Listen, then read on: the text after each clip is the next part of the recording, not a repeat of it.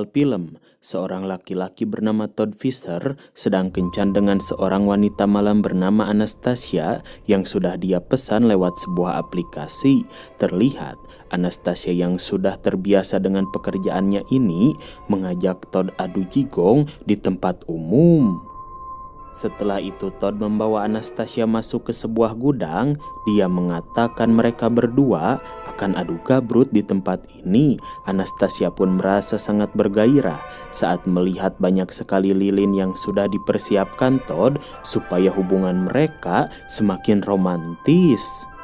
Namun Anastasia merasa heran saat Todd menyuruh dirinya membaca tulisan Romawi kuno di sebuah buku aneh. Dengan terpaksa Anastasia membacakannya karena Todd mengatakan dia hanya bisa ngaceng saat mendengar seorang wanita membacakan tulisan di buku kesayangannya itu. Setelah Anastasia selesai membaca, tiba-tiba 4 iblis menyeramkan datang untuk menjemput Anastasia sebagai tumbal yang diberikan oleh Todd Fisher kepada mereka supaya keinginan Todd menjadi seorang miliarder bisa terwujud. Sebelum wanita ini dibawa ke neraka, mereka menghabisinya terlebih dahulu. Sedangkan Todd sekarang dia membutuhkan 2 wanita lagi untuk dijadikan tumbal. Singkat waktu 3 hari kemudian, seorang gadis bernama Connie melapor kepada polisi jika sahabatnya yang bernama Anastasia hilang di malam Jumat ketika sedang bekerja sebagai wanita penghibur. Connie khawatir sesuatu yang buruk terjadi kepada sahabat baiknya itu. Dia berharap pihak kepolisian segera melakukan pencarian dan menangani kasus ini dengan serius. Setelah Connie pergi, Lila memberitahu bosnya sebulan terakhir mereka sudah mendapatkan 6 laporan mengenai kasus wanita penghibur hilang di malam Jumat yang belum pernah mereka selidiki sama sekali. Karena Pak Bos yakin para wanita itu mungkin dibawa ke luar negeri atau bahkan dinikahi oleh laki-laki yang menyewa mereka.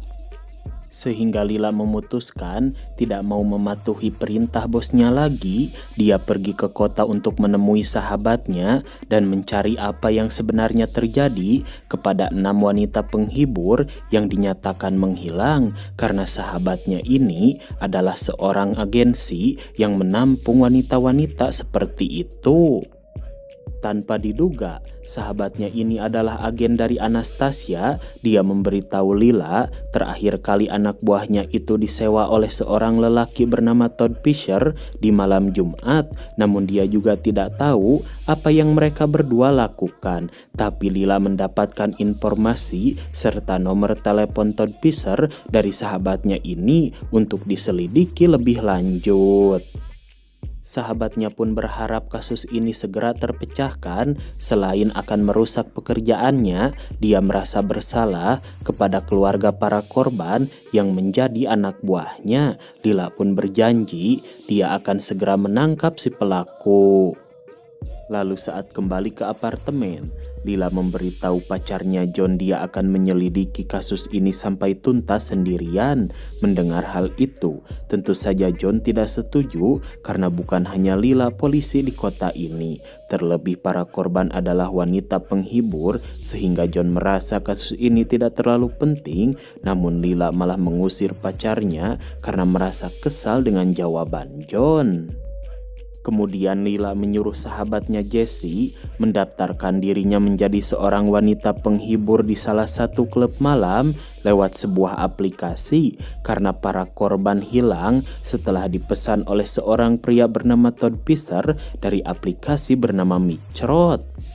Dan benar saja, di malam harinya salah satu iblis menyuruh Todd segera menyewa wanita penghibur untuk dijadikan tumbal. Sementara di apartemen, Jessie memberitahu Lila di aplikasi tertulis seorang pria bernama Todd Fisher baru saja memesan wanita penghibur di salah satu klub malam kota ini yang bernama Clara Bells.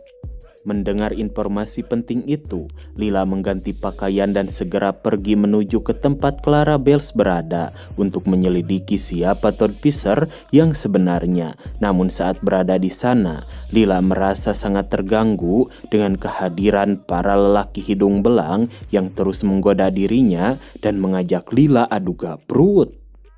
Tak lama kemudian Lila melihat Todd Fisher datang dan membawa seorang wanita keluar dari klub ini. Lalu dia mengikuti mereka berdua karena Lila yakin Todd Fisher pasti membawa wanita itu ke tempat rahasia yang mungkin akan menjadi bukti dari kejahatan yang Todd lakukan selama ini. Ketika sampai di sebuah gudang, Lila tidak bisa ikut masuk karena pintu dikunci dari dalam. Sedangkan wanita yang disewa oleh Todd, dia merasa kurang nyaman karena tempat ini cukup menyeramkan bagi dirinya. Tapi karena Todd sudah membayar biaya sewaan lewat aplikasi, wanita ini tidak bisa mengecewakan keinginan pelanggannya.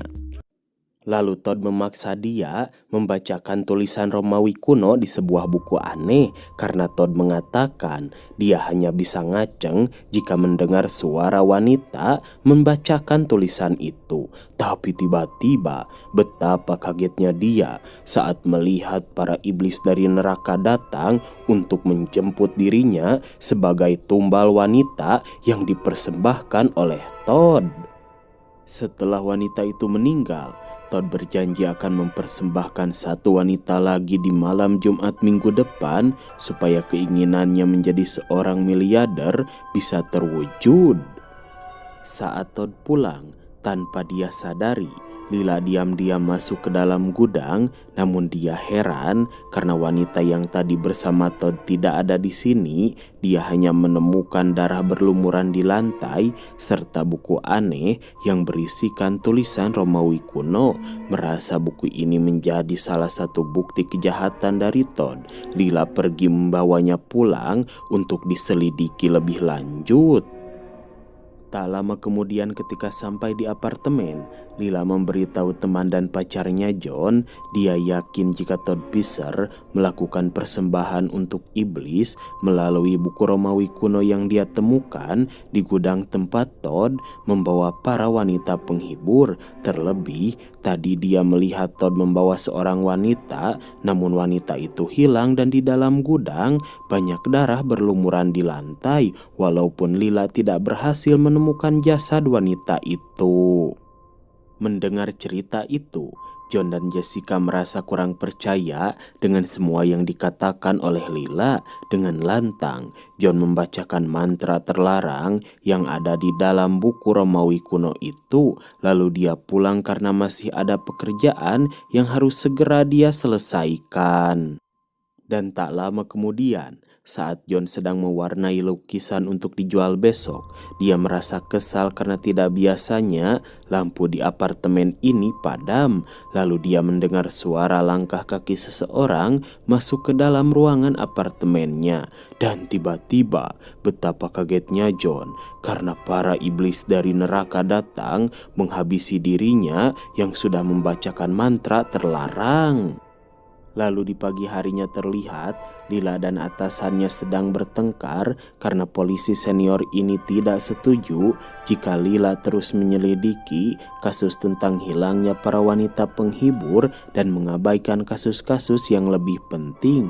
Namun Lila tetap bersikeras ingin menuntaskan kasus ini. Dan betapa syoknya Lila saat mendapat telepon dari temannya yang mengatakan jika John meninggal tadi malam dalam keadaan mengenaskan, dihabisi oleh seseorang. Dan ketika Lila sampai di apartemen pacarnya, dia merasa sedih sekaligus mual saat melihat jasad John meninggal dalam keadaan kepala terpenggal. Dan kejadian itu membuat dia merasa trauma. Bahkan di malam harinya Lila bermimpi buruk tentang kematian John yang diakibatkan karena dia membaca mantra kutukan yang berada di dalam buku Romawi kuno milik Todd Fisher yang Lila bawa dari gudang. Dan saat bangun, Lila mengatakan kepada Jessica dia yakin jika John meninggal karena membaca mantra kutukan di dalam buku Romawi kuno milik Todd Fisher yang dia bawa dari gudang. Sehingga Lila merasa sangat bersalah atas kematian pacarnya itu. Walaupun Jessica berusaha menenangkan temannya ini, Lila bersikeras ingin mencari tahu tentang buku aneh itu dan kejahatan apa yang selama ini Todd Fisher lakukan. Lila pun meminta bantuan Jessica untuk mencari informasi tentang mantra yang ada di dalam buku aneh ini, dan ternyata dari salah satu website internet Jessica menemukan jika mantra itu digunakan oleh seseorang untuk mengorbankan orang lain sehingga dia mendapatkan apa yang dia inginkan. Lalu Jessica menyuruh Lila segera menghentikan penyelidikan tentang kasus kejahatan yang dilakukan oleh Todd Fisher karena dia takut sesuatu yang buruk terjadi kepada temannya ini. Namun Lila tidak peduli karena dia tidak mau semakin banyak orang yang menjadi korban dari keserakahan Todd, dan Lila pergi ke klub malam untuk menyamar sebagai wanita yang disewa oleh Todd supaya dia mengetahui apa yang pria ini lakukan kepada setiap wanita yang dia bawa ke gudang itu. Sementara di apartemen, betapa kagetnya Jessica saat dia melihat iblis-iblis dari neraka datang untuk menghabisi dirinya karena ternyata Jessica sempat membaca mantra terlarang yang ada di dalam buku Romawi kuno milik Todd Fisher. Sedangkan Lila terlihat dia dibawa oleh Todd Fisher masuk ke dalam gudang. Todd mengatakan dia ingin adu gabrut sepuasnya dengan Lila di dalam gudang ini.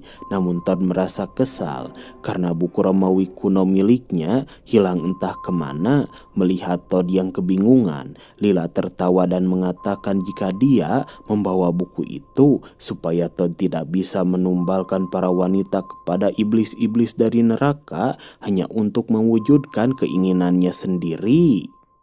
Sambil amuk-amukan, Todd berlaga bagaikan psikopat. Dia menyuruh Lila membacakan mantra terlarang supaya para iblis dari neraka menerima pengorbanannya. Dan saat iblis-iblis itu datang, tanpa diduga, Todd malah dihabisi sehingga Lila bisa kabur dan pulang ke apartemen. Namun betapa kagetnya Lila saat melihat Jessica sudah meninggal dalam keadaan mengenaskan, dihabisi oleh para iblis itu. Lalu Lila menelpon atasannya menyuruh dia segera datang ke apartemen, dan ketika sampai, Pak Polisi pun panik saat melihat jasad Jessica. Dia mengira anak buahnya yang melakukan perbuatan ini. Namun Lila menjelaskan dia tidak mungkin melakukan hal itu kepada temannya sendiri dan memberitahu Pak Polisi jika Jessica meninggal dihabisi oleh iblis-iblis dari neraka setelah dia membaca mantra terkutuk di dalam buku Romawi kuno. Mendengar hal itu, tentu saja Pak Polisi tidak percaya. Namun Lila memaksa atasannya ini pergi ke sebuah gudang untuk membuktikan semua yang diceritakan oleh dirinya. Kemudian saat mereka berdua sampai di sana, Lila menyuruh atasannya untuk membaca mantra terlarang di dalam buku ini jika dia ingin mengetahui apa yang sebenarnya terjadi. Dan setelah mantra dibacakan, betapa kagetnya Pak Polisi saat melihat 5 iblis dari neraka datang untuk menjemput dirinya. Lalu Lila mengajak atasannya baku hantam dengan para iblis itu. Namun tentu saja mereka kalah jumlah dan kemampuan. Saat terpojok, Lila ingat Jessica pernah mengatakan iblis-iblis itu akan mati jika mereka dihabisi oleh senjata yang mereka bawa dari neraka. Beruntung Lila berhasil merebut salah satu senjata dari iblis itu dan berhasil mengalahkan mereka semua. Singkat waktu beberapa minggu kemudian, terlihat Lila bersama atasannya lebih memilih untuk pensiun, sementara 5 iblis yang masih berada di gudang ternyata mereka masih hidup, dan film pun berakhir.